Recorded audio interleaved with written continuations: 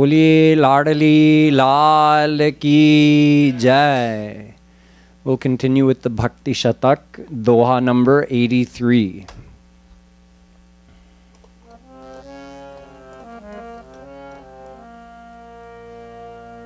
Jai Radhe Krishna Radhe Radhe Radhe Krishna Radhe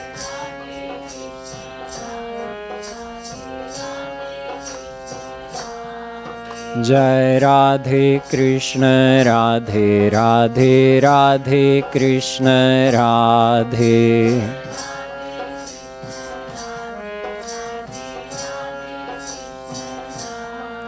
Jai Radhe Krishna Radhe Radhe Radhe Krishna Radhe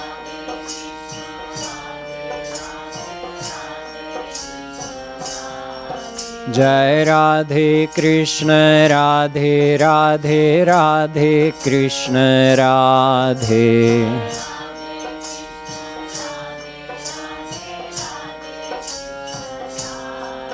Jai Radhe Krishna Radhe Radhe Radhe Krishna Radhe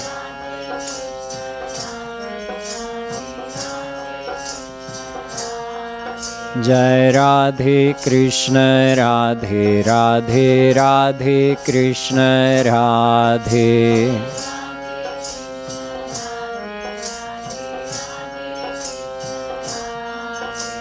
Jai Radhe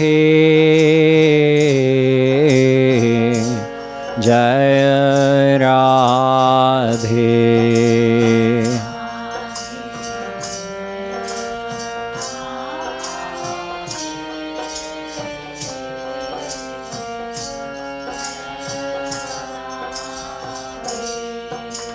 Radhe Jai Radhe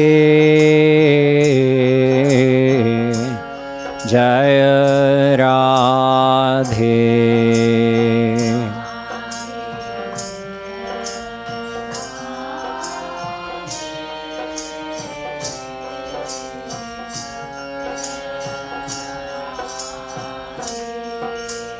Krishna Jaya Krishna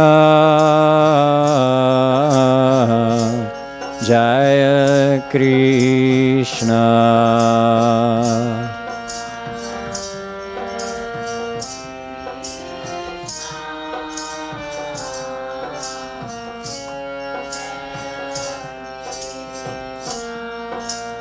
Krishna Jaya Krishna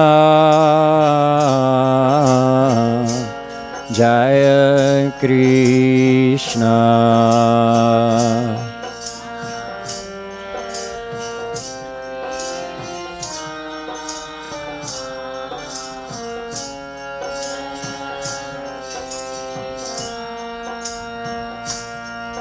Jai Radhe Krishna Radhe Radhe Radhe Krishna Radhe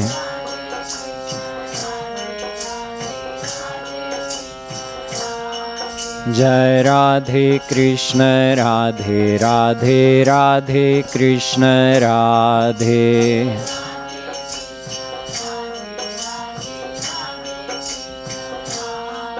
Jai Radhe Krishna Radhe Radhe Radhe Krishna Radhe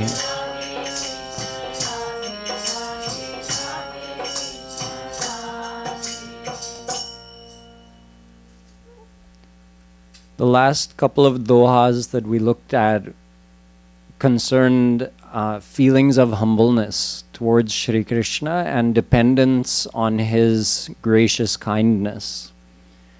This is part of the foundation of bhakti. On other paths, you don't solely depend on God's graciousness. On the path of yoga, on the path of gyan, on the path of karma, there are other very important requirements that have to be met. There are practices that have to be strictly adhered to. On the path of bhakti, the main thing is humbleness. It's also called surrender. It's also called exclusivity. But humbleness is really all that's required. If anyone feels 100% humble in front of God, then they will automatically surrender to Him and they'll instantly receive His grace, and then you're God realized. There's nothing more to do. So here in this doha as well, Shri Kripaluji Maharaj has referred to one of Shri Krishna's titles that it's related to his graciousness. So he has one title, Patit Pavan. Pavan means one who purifies, and Patit means someone who's sinful. So he has a title meaning he's the purifier of the sinful souls. He's the purifier of fallen souls. On the path of bhakti, humbleness and confidence go hand in hand. We both acknowledge our fallen state, but simultaneously we have confidence in Shri Krishna's kindness, that, I accept the fact I'm completely fallen. We may even say, I have no good qualities. I have no qualities of a good devotee, but I accept my fallen state, and I know that's all I have to do in order to receive your grace. This is part of the greatness of the path of bhakti. So here, showing in this doha, Kripaluji Maharaj shows both sides, the humbleness, but also the confidence in Shri Krishna and the closeness that a devotee feels with Shri Krishna. So he says, Naam patit pavan suni nirbhaya huay kiya pap. When I heard that you were called Patit Pavan, then I became fearless and I started doing sins with no fear of anything, because I knew that you are Patit Pavan, so no matter how many sins I do, you will clean me, you will uplift me, you will accept me. Ya main dosh bataun mam, doshi to hain aap. So, where is my fault in all of this? So, simultaneously the devotee is admitting that I've done nothing but sins, but he's blaming Shri Krishna, that it's your fault because you have this title, Patit Pavan. If you didn't have that title, I wouldn't have been so ready to do so many sins. I would have at least felt some hesitation to do sins, but knowing that you are Patit Pavan, I have complete confidence in you. So I went on doing as many sins as I wanted. Of course, you understand that this is, Kripaluji Maharaj is not actually making an excuse for us. It's a way of showing that the devotee both feels extremely humble, but extremely close to Shri Krishna. He has utmost confidence in Shri Krishna. So there's no feeling of depression or being disheartened that, oh, I'm bad. I'm such a bad devotee. I'm not worthy of Krishna's grace. That's what he's showing in here, that you have to be the opposite of that. You admit that you're bad, but you have total confidence that no matter how bad someone is, Shri Krishna will instantly accept them if they come to him. तो इस दोहे में दीनता का विषय फिर आया है, पिछले 2-3 दोहे में भी आया था. दीनता, विनम्रता भक्ति का आधार है. दूसरे मार्गों में जैसे ज्ञान मार्ग, योग मार्ग, कर्म मार्ग, जो इस मार्ग का अवलंबी है, उसके पास कुछ और स्किल्स होना चाहिए। कर्म में इतने कड़े कड़े नियमों का पालन करना पड़ता है, ज्ञान में, योग में बहुत ऊंची कक्षा का वैराग्य चाहिए, मन पर कंट्रोल चाहिए। लेकिन भक्ति में केवल नम्रता, दीनता चाहिए। वो दीनता क्या है? वो ये दीनता है कि हम मान लें कि मैं पापी हूँ, अनंत काल से मैंने पाप ही पाप किया है, तो मैं मान लेता हूँ कि मैं बुरे से भी बुरा हूँ। ये नम्रता, ये दीनता ज़रूरी है भक्ति में। और जो भी ये मानता है, श्री कृष्ण उनको स्वीकार करते हैं, उन पर कृपा करते हैं, और कोई क्वालिफिकेशन नहीं है। बस अपने आप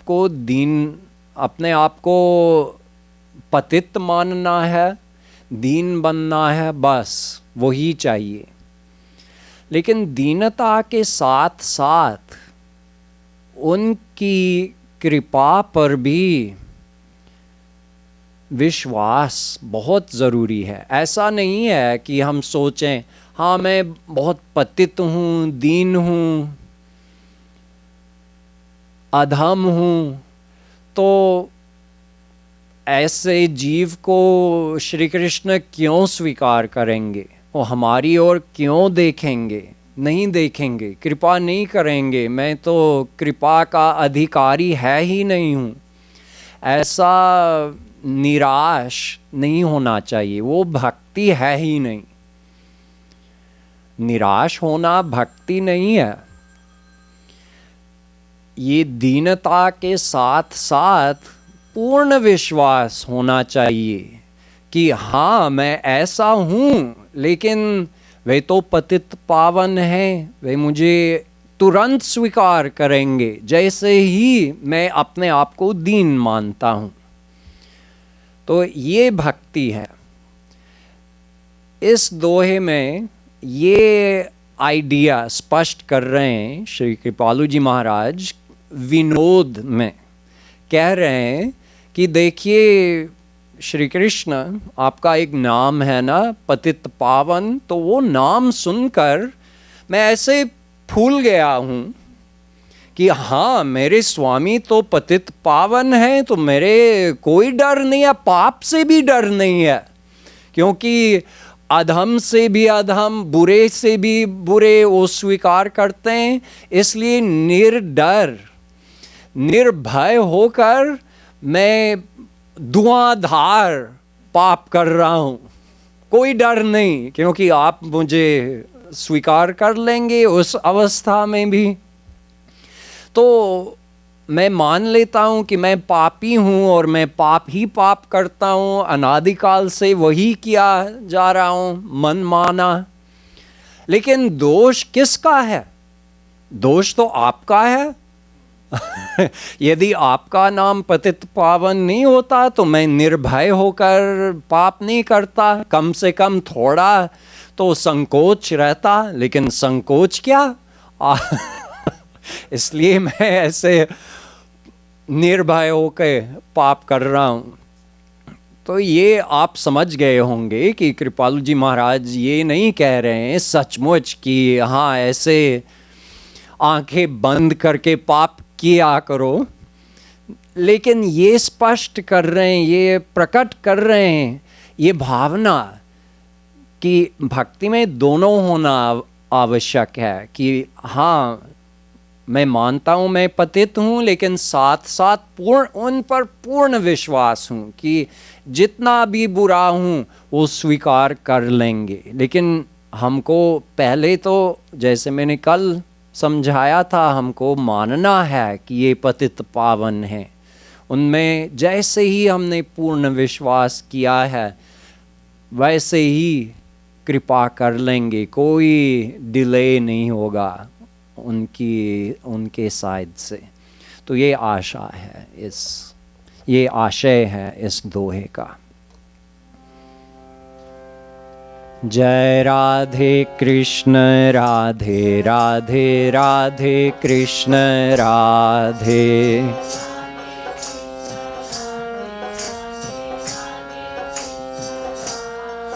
जय राधे कृष्ण राधे राधे राधे कृष्ण राधे।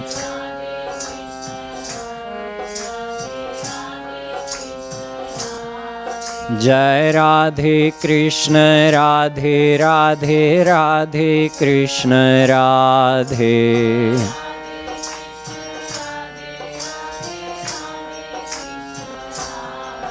जय राधे कृष्ण राधे राधे राधे कृष्ण राधे।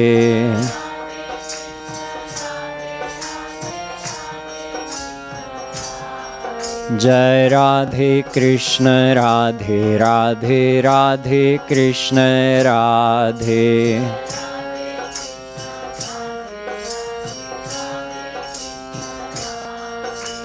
जय राधे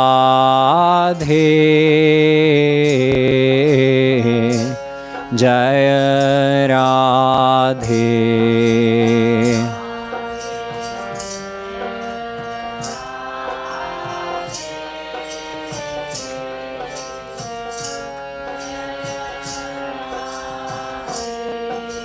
राधे जय राधे जय राधे।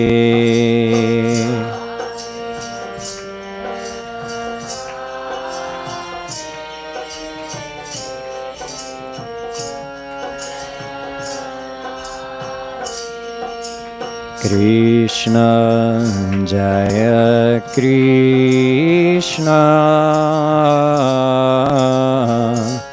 जय कृष्ण।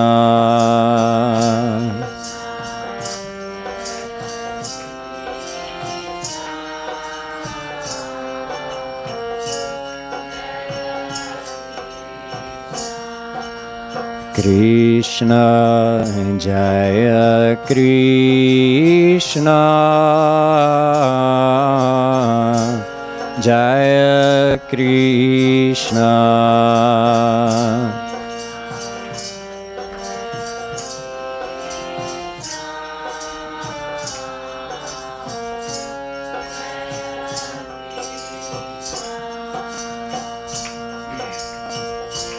नाम पतित पावन सुनी निर्भय हुए किय पाप राधे राधे। पतित पावन सुनी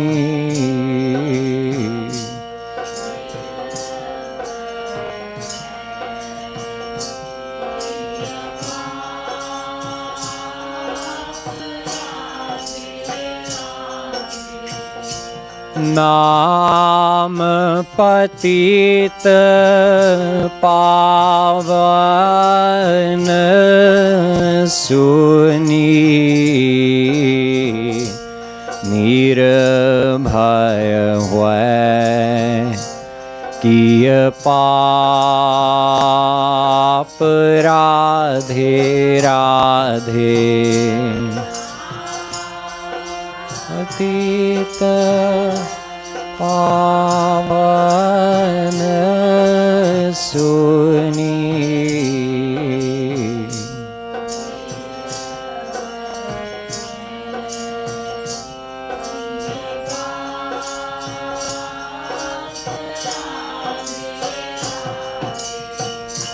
या में दोष बताऊं मम दोषी तो हैं राधे।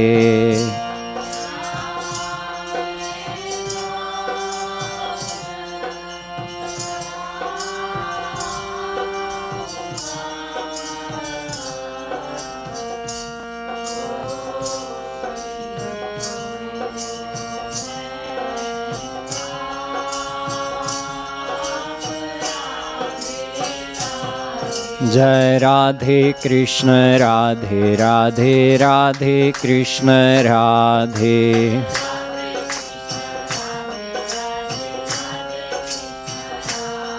जय राधे कृष्ण राधे राधे राधे कृष्ण राधे।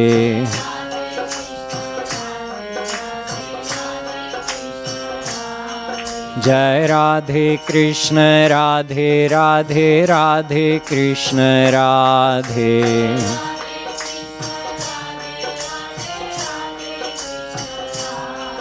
जय राधे कृष्ण राधे राधे राधे कृष्ण राधे।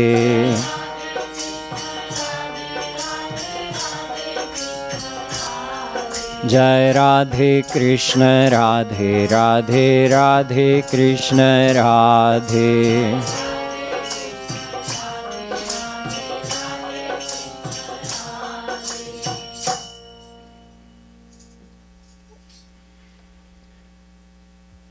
मंजीरे इसमें एक लय रहना चाहिए। मैं बदलता रहता हूँ, गाना ढोलक और मंजीरा एकदम सेम रहना चाहिए।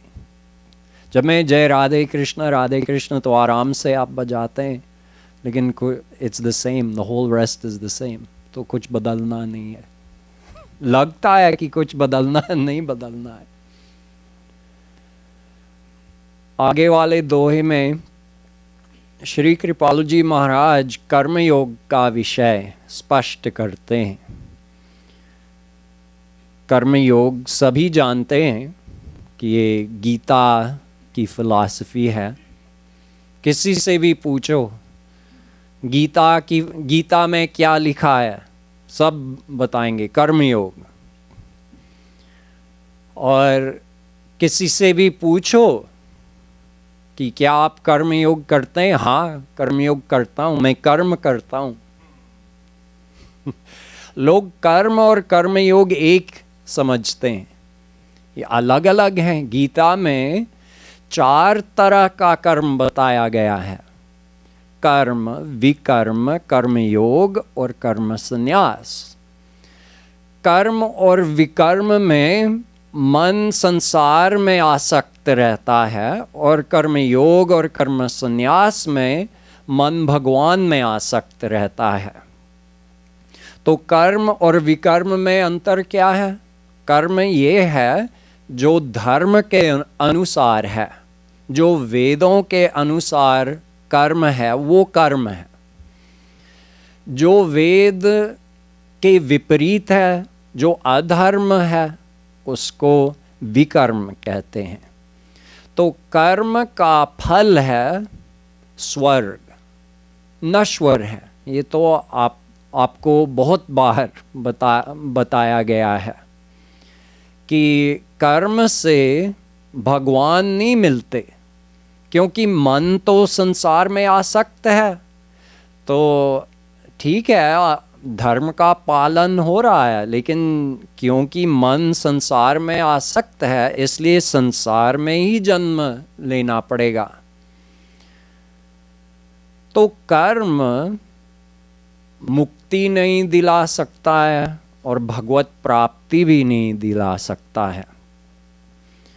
याद रखिए, कर्म का मतलब है मन संसार में है, मन संसार में आसक्त है, और किसी संसारी आशा से हम कर्म कर रहे हैं कि इस अच्छे कर्म, इस पुण्य करने से मुझे ये मिलेगा, या तो इस जीवन में या अगले जन्म में या स्वर्ग में हमको कुछ संसारी चीज़ चाहिए, या संसार में आसक्त हैं, संसारी सुख चाहिए, इसीलिए हम ये कर्म कर रहे हैं।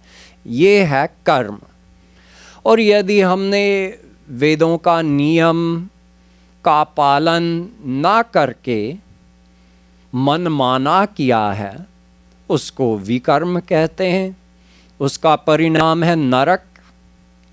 तो दोनों कर्म और विकर्म का फल नश्वर है।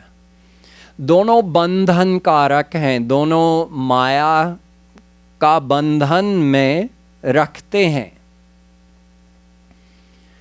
तो कर्मयोग और कर्म संन्यास में क्या अंतर है?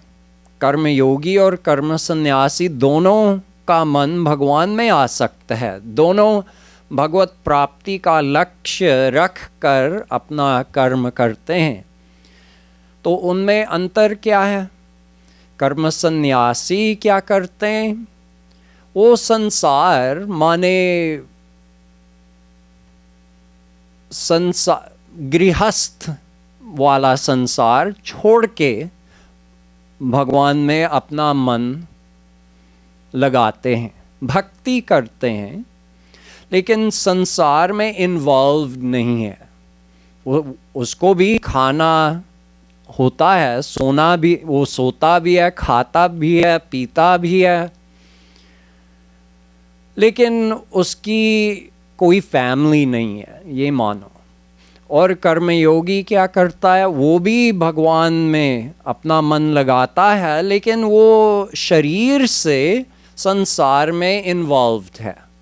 तो वो शरीर लगाता है संसार में, वो अपने बच्चों से, अपने पति से या अपनी स्त्री से, अपने माँ बाप से जो भी कर्तव्य है वो करता है कर्मयोगी, लेकिन मन भगवान में रखता है। तो दोनों कर्मयोगी और कर्म संन्यासी, उन दोनों को एक ही फल मिलता है, भगवत प्राप्ति, माया निवृत्ति। दोनों माया निवृत्ति और भगवत प्राप्ति मिलता है, लेकिन बाहर से अंतर है कि एक तो चला गया जंगल में या आश्रम में और अपनी वो भक्ति कर रहा है, भगवान में मन लगा रहा है, और कर्मयोगी संसार में काम कर रहा है, कर्तव्य कर रहा है, लेकिन मन भगवान में है। तो जो कहता है, आमतौर से लोग ये समझते हैं कि मैं तो अपना कर्तव्य करता हूं और मन माँ बाप, बेटा, स्त्री, पति में आसक्त है और किसी को दुख नहीं देता है, झूठ नहीं बोलता हूं। वो समझता है कि मैं कर्म योग कर रहा हूं। सभी, लगभग सभी समझते हैं कि कर्म और कर्म योग में कोई अंतर नहीं है। मैं अच्छा कर्म कर रहा हूं, वही तो लिखा है गीता में, तो मैं कर्म योगी हूं। नहीं, वो उसका उल्टा लिखा है गीता में कि कर्म से स्वर्ग मिलेगा। ये कर्म योगी नहीं है जो कर्म करता है और अपना मन अपनी फैमिली में या कहीं संसार में लगाता है। कर्मयोगी यही है जो भगवान में अपना मन लगाता है, मन भगवान में आसक्त है, भगवान वाला सुख चाहता है और शरीर से कर्म कर रहा है। ये कर्मयोगी है। तो इसलिए कृपालु जी महाराज यहाँ लिखते हैं कि मन हरि में तन जगत में, कर्मयोग ते ही जान। सीधी सी बात है, मन भगवान में, तन संसार में, ये कर्मयोग है। और उसका उल्टा, तन हरि में मन जगत में, यह महान अज्ञान। आमतौर से ये भी करते हैं लोग, लगभग सभी शरीर से भक्ति करते हैं, शरीर से पूजा कीर्तन पाठ करते हैं, लेकिन कोई नहीं सोचता कि क्या मेरा मन भगवान में है? नहीं, सब समझते हैं कि मन तो अपनी ही फैमिली में रखो, संसार में ही आसक्ति रखो और पूजा पाठ कीर्तन जप वगैरह करो। ये तो महान अज्ञान है, ये कह रहे हैं कृपालु जी महाराज। हम तो एक तरह कर्मयोग कर रहे हैं, लेकिन उल्टा, एकदम उल्टा। तन भक्ति में, तन भगवान के लिए हम कुछ कर रहे हैं और मन संसार में, संसारी सुख ढूंढ रहे हैं और भगवान से भी वही मांग रहे हैं। भगवान मैं ये करूँगा, ये अनुष्ठान करूँगा, इतना जप करूँगा, इतनी बार मंदिर जाऊँगा, इतनी बार रामायण पाठ करूँगा, इतनी बार गीता का पाठ करूँगा, भागवत का पाठ करूँगा, और आप ये दे दीजिए मुझे। ये व्यापार हम करते हैं भगवान के साथ। तो ये महान अज्ञान है। ये ऐसी बात हुई कि हम चप्पल की दुकान जाने के बजाय हम मिठाई की दुकान गए और चप्पल मांग रहे हैं। यानी ये संसार दुख का स्वरूप है और हम आनंद स्वरूप भगवान से संसार मांग रहे हैं। ये महान अज्ञान है। लेकिन लगभग 99.9% लोग यही करते हैं, समझते हैं कि बस अपना कर्तव्य करो, पूरा मन की आसक्ति संसार में ही रखो, लेकिन शरीर में थोड़ा बहुत पूजा पाठ भी करो तो भगवान भी खुश रहेंगे। ये फिलॉसफी नहीं है हमारे शास्त्र वेदों का, ये सिद्धांत नहीं है। सिद्धांत बड़ी सीधी सी है कि मन हमेशा भगवान में रखना है। तस्मात् सर्वेषु कालेषु मामनुस्मरयुध्य च मय्यर्पितमनो बुद्धि।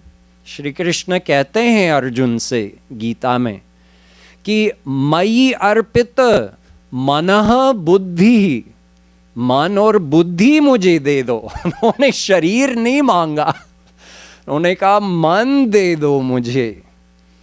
यानी हमेशा मेरा स्मरण करना और युद्ध कर, अपना कर्तव्य करो। तो ये कर्मयोग है। ये बहुत स्पष्ट लिखा है हमारे वेद शास्त्र में, लेकिन फिर भी लोग नहीं समझ पाते। इसलिए कृपालु जी महाराज फिर से हमको याद दिला रहे हैं कि हमेशा अपना मन भगवान में रखना है और उसके साथ साथ अपना कर्तव्य करना है। ये गीता की फिलॉसफी है, ये कर्म योग है। और यदि हम उल्टा करते हैं, हम केवल शरीर से भगवान की आराधना करते हैं और कभी मन नहीं लगाते हैं भगवान में, हमेशा संसार में ही लगाए रहते हैं, तो ये महान अज्ञान है। उससे न माया निवृत्ति मिलेगी, न भगवत प्राप्ति मिलेगी, न आनंद प्राप्ति मिलेगी। संसार का, माया का बंधन ही रहेगा इससे। इसलिए ये बात समझना बहुत ज़रूरी है। So I'll just briefly recap in English that in this Doha, Shri Kripaluji Maharaj has once again clarified this very important point, that Karma Yoga means having your mind in God, and your body can be involved in all the worldly duties, work, family, all the school, whatever our duty happens to be.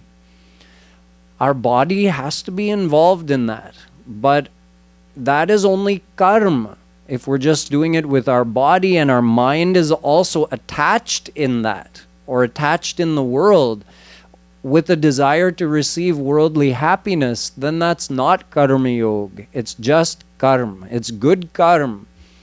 But the result of doing good karma is also mayic. It results in rebirth in this world. True karma yoga means having the mind in God while we perform all of our worldly duties. In other words, He has to be our goal, and all of our actions should be performed to please Him, to make Him happy. Any action done with that goal in mind is karma yoga. So we have to keep Him in our mind while we perform our actions. This is karma yoga, and the result of karma yoga is attaining Shri Krishna.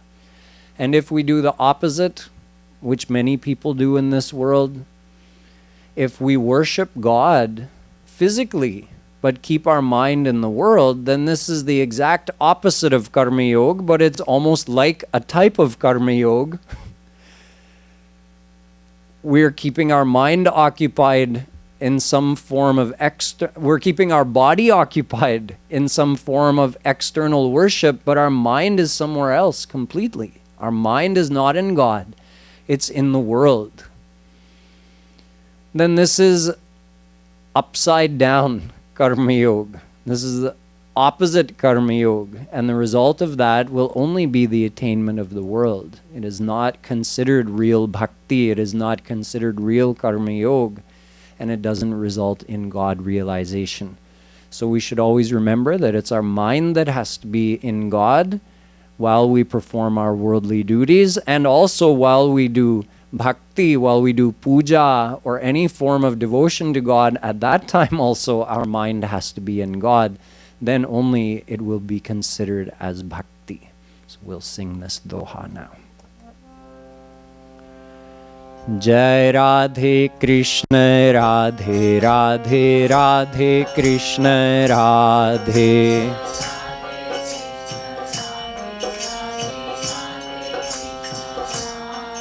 Jai Radhe Krishna Radhe Radhe Radhe Krishna Radhe.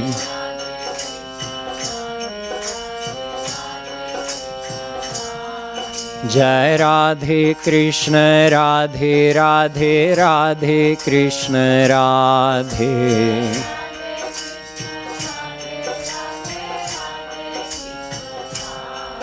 Jai Radhe Krishna Radhe Radhe Radhe Krishna Radhe.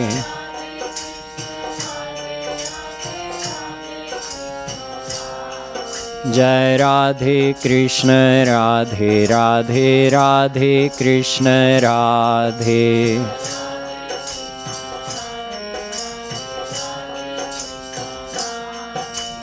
Jai Radhe.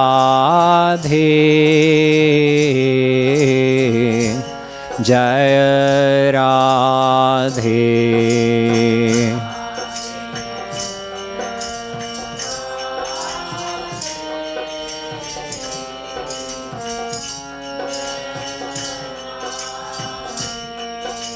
Radhe, Jai Radhe,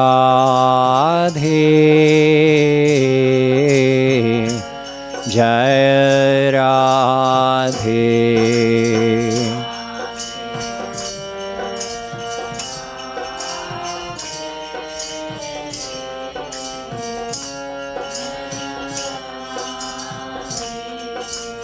Krishna, Jaya Krishna,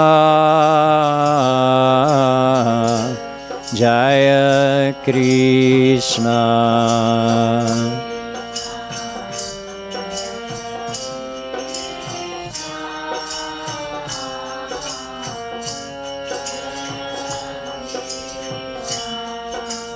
Krishna, Jaya Krishna,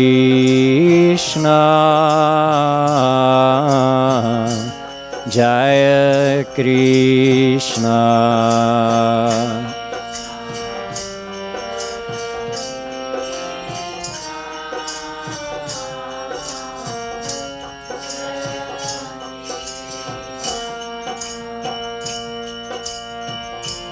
मन हरि में तन जगत में कर्म योग ते जान राधे राधे।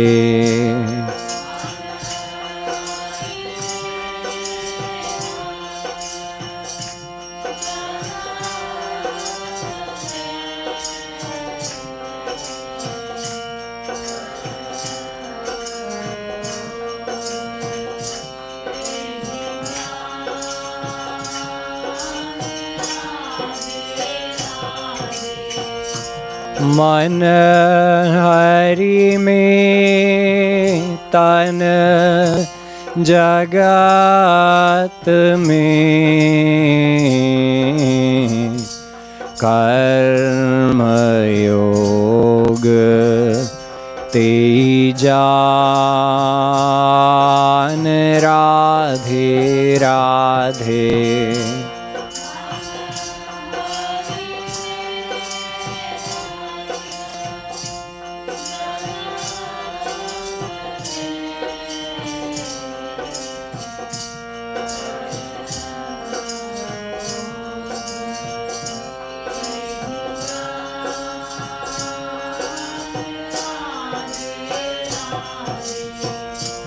तन हरि में मन जगत में यह महान अज्ञान राधे राधे।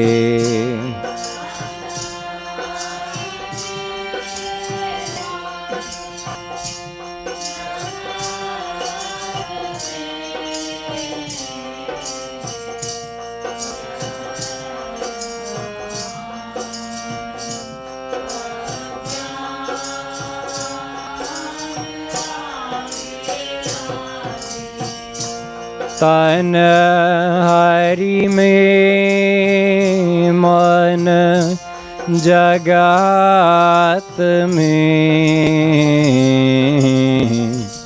यह महान अज्ञान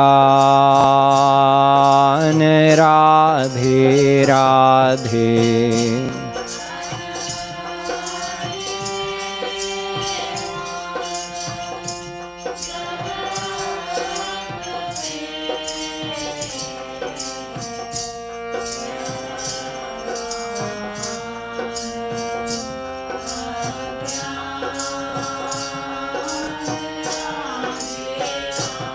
जय राधे कृष्ण राधे राधे राधे कृष्ण राधे।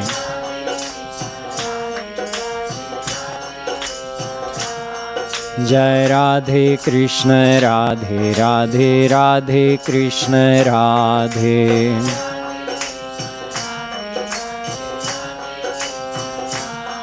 जय राधे कृष्ण राधे राधे राधे कृष्ण राधे।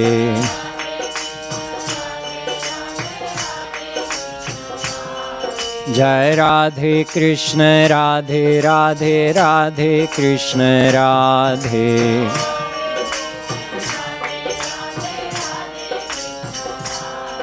जय Radhe Krishna Radhe Radhe Radhe Krishna Radhe.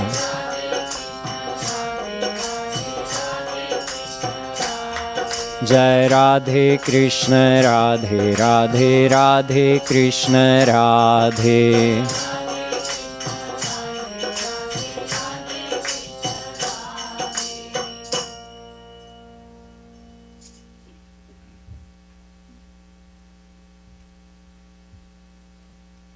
In the last doha that I'll explain today, Shri Maharaj Ji makes an important point regarding the saint and God. यद्यपि हरि गुरु एक हैं, एक ज्ञान आनंद, तदपि सृष्टि कर केवल ब्रह्म सच्चिदानंद। After God realization, God gives everything to the saint. Janat tumhi hoi jai. In the Ramayana, Tulsidas Ji says, after knowing God, after attaining God, because God gives his everything, unlimited sat, unlimited chit, unlimited anand, unlimited knowledge, unlimited bliss. He gives it to the saint. So in that way, the saint becomes equal to God. Tasmin stajjane bheda bhavat. Narad Bhakti Darshan. Narad Ji is saying, there's no difference between God and the saint. No bhed whatsoever. There's abhed between the two. The two are one and the same. The God-realized saint and the soul have become one. That is why it is even said in the Vedas, Yasya deve para bhaktir yatha deve tatha gurau tasyaite kathita hyartha prakashyante mahatmanah. You should think of God and Guru. Guru, the true God-realized saint. Think of God and Guru as one, and the same bhakti you have for God, have the same bhakti for the Guru. Then you will yourself become God-realized. So, in many ways, in almost every way, the saint and God have become one. There are still some differences. For one, God's body is not different from his soul. God does not have a body and soul duality. God is his body. The soul is not the body, right? Soul and body are two different things. Now, after God realization, what happens? Soul leaves his Mayak body and he gets a divine body made of Sat Chit Anand. But he still has a soul-body duality. His body is now made of Swarup Shakti, but his soul is still separate from that. So there is a difference between God and soul, even after God realization. And the soul doesn't cease to exist after God realization. So the soul and God don't become absolutely one. If that happened, then where would the soul be? Well, there's still a soul and God duality, even though in many ways they've become one. The soul has entered into God. The soul has now received the same Sat, Chit and Anand in unlimited amount that God has. Bhoga matra samya lingacha, Brahma Sutra says, in terms of the experience of bliss, God and soul have become equal. In terms of knowledge, equal. Everything equal, except there's one more difference. Jagad Vyapar Varjam. God doesn't give the work of Srishti to the God-realized saint. Yato va imani bhutani jayante yena jatani jivanti yat prayantyabhisam vishanti tad brahma. Taittiriya Upanishad says God is the one from whom the whole universe comes and all the souls emerge after pralay. They all emerge from God. Maya is manifested from God. The universe is manifested from God. God also upholds the existence of the universe and gives life to all the souls and keeps track of all their karma and gives them all the consequences of their karma. And then when the time of pralay has come, everything merges back into him. God does this work of srishti and pralay. He never gives this work to any soul to do. So you see, there is a little bit of difference still between God and the God realized saint. So let me briefly explain in Hindi now. इस दोहे में कृपालु जी महाराज समझा रहे हैं कि भगवत प्राप्ति के बाद भी थोड़ा सा भेद रहता है। संत और भगवान में भेद है, अभेद भी है लेकिन भेद भी है। अभेद इसलिए है कि भगवान ने अपना सब कुछ दे दिया संत को, अनंत सत, अनंत ज्ञान, अनंत आनंद दे दिया, तो उसमें कोई फर्क नहीं है। जितना आनंद भगवान के पास है उतना ही आनंद संत के पास है। जितना ज्ञान भगवान के पास है अनंत, उतना ही संत के पास है भगवत प्राप्ति के बाद।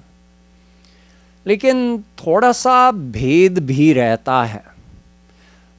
भगवत प्राप्ति होने से पहले बहुत कम भेद, मतलब उस अवस्था की अपेक्षा में अब बहुत कम भेद रहा है। पहले हमारी अवस्था देखिए, हमारे पास न अनंत आनंद है, न अनंत ज्ञान है, न अनंत जीवन है, हमको शरीर बार बार छोड़ना पड़ता है। हमारे पास कोई बड़ी शक्ति नहीं है, अल्प शक्ति है हमारे पास। तो बहुत बड़ा भेद है अभी हम और भगवान में। लेकिन भगवत प्राप्ति के बाद लगभग सारा भेद खत्म हो जाता है। फिर भी थोड़ा सा भेद रहता है। वो भेद क्या है? एक तो भगवत प्राप्ति के बाद भी हमारी आत्मा भगवान नहीं बनता, बराबर हो जाता है जरूर, लेकिन यदि हमारी आत्मा ब्रह्म हो जाए तब आत्मा कहाँ रही?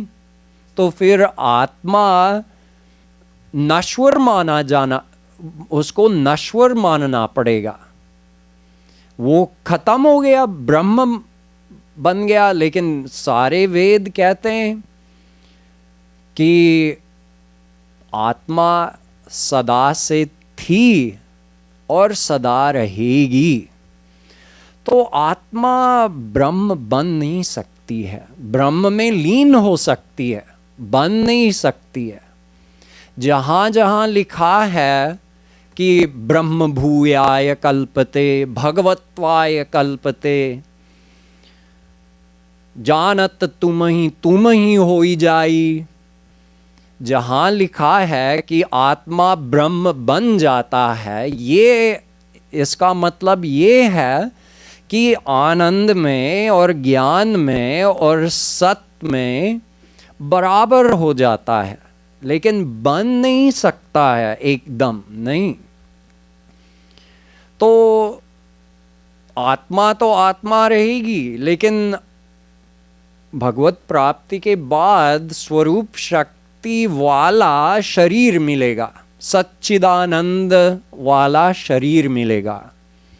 लेकिन उस अवस्था में भी आत्मा और शरीर का भेद है। भगवान को लीजिए, उनका शरीर और आत्मा का भेद नहीं है, अभेद है। उनमें आत्मा नहीं रहती, शरीर ही आत्मा है भगवान का। आत्मा शरीर ही है, कोई भेद नहीं है। इसलिए भगवान का शरीर सर्वव्यापक है। तो ये भेद है भगवान और भगवत प्राप्त महापुरुष में, ये भेद है। और एक और भेद भी है कि भगवत प्राप्ति के बाद भी कोई जीव सृष्टि का काम नहीं करता है, वो भगवान ही करते हैं, सृष्टि करते हैं। ये संसार जगत प्रकट कर देते हैं, सारे जीव प्रकट कर देते हैं। सृष्टि करने के बाद पूरे संसार का पालन भी करते हैं, हर जीव में बैठकर चैतन्यता प्रदान करते हैं और हर एक जीव का हर एक कर्म को नोट करते हैं और उसका कर्म फल भी देते हैं। और फिर जब प्रलय का समय आ जाता है तब पूरे संसार का प्रलय भी करते हैं। ये सारा काम भगवान ही करते हैं, किसी जीव को ये काम दिया नहीं जाता है। तो ये भी भेद हमेशा रहता है। तो ये बहुत गूढ़ सिद्धांत है, ये वेदांत में भी समझाया गया है, उपनिषद में भी समझाया गया है और यहाँ बहुत सरल हिंदी में भी श्री कृपालु जी महाराज ने ये पॉइंट स्पष्ट किया है। जय राधे कृष्ण राधे राधे राधे कृष्ण राधे।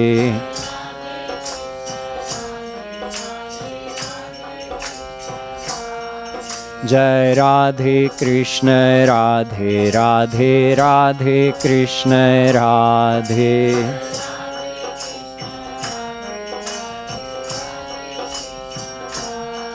जय राधे कृष्ण राधे राधे राधे कृष्ण राधे।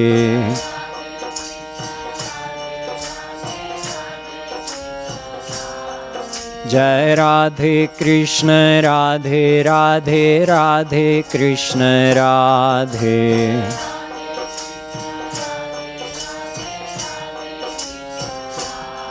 जय राधे कृष्ण राधे राधे राधे कृष्ण राधे।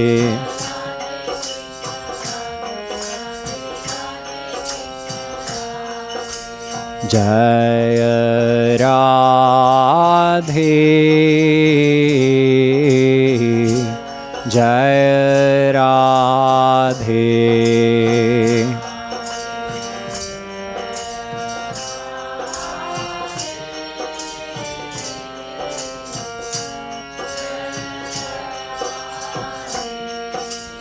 कृष्ण जय कृष्ण जय कृष्ण।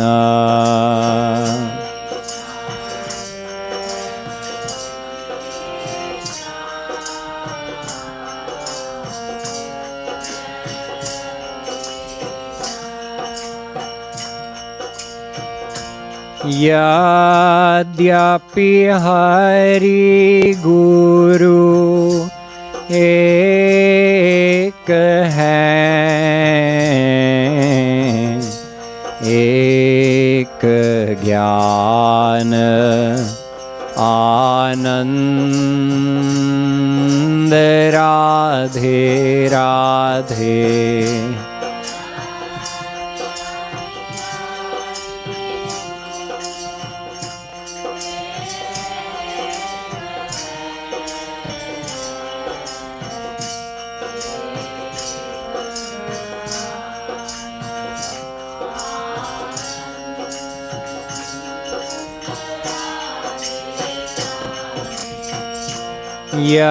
यद्यपि हरि गुरु एक है, एक ज्ञान आनंद राधे राधे।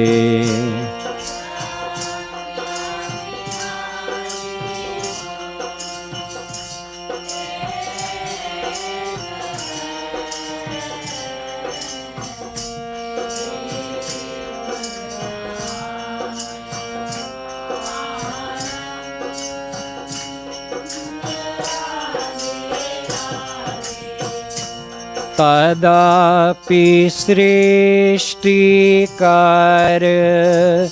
केवल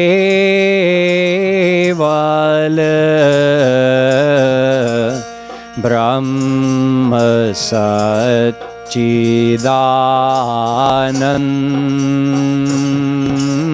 राधे राधे राधे।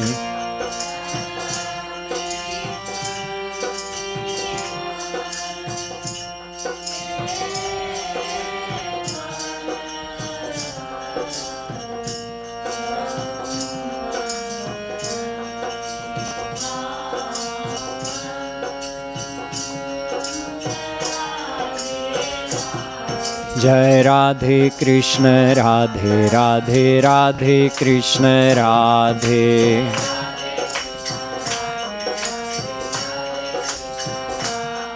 जय राधे कृष्ण राधे राधे राधे कृष्ण राधे।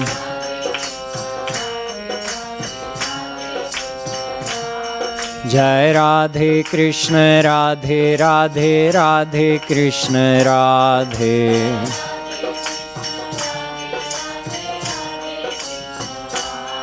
जय राधे कृष्ण राधे राधे राधे कृष्ण राधे।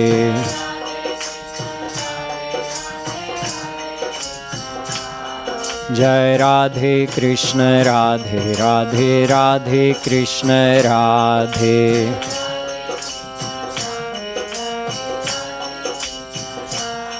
जय राधे कृष्ण राधे राधे राधे कृष्ण राधे।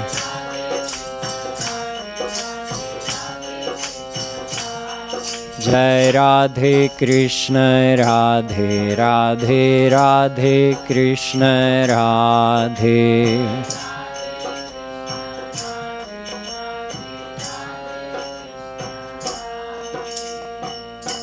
अलबेली सरकार की, श्रीमद् सद्गुरु सरकार की।